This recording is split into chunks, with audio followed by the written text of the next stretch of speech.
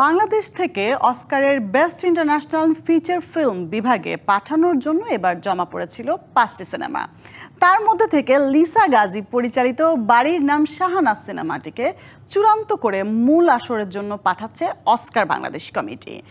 শনিবার সকালে রাজধানীর একটি 5 তারকা হোটেলে Bangladesh federation of film societies আয়োজিত সংবাদ সম্মেলনে জানানো হয় এ তথ্য। এ সময় সংবাদ সম্মেলনে উপস্থিত ছিলেন অস্কার কমিটির সদস্যরা এবং আবেদন করা চলচ্চিত্রের প্রতিনিধিরা। গত 16 সেপ্টেম্বর ছিল অস্কারের সিনেমা জমা দেওয়ার শেষ তারিখ।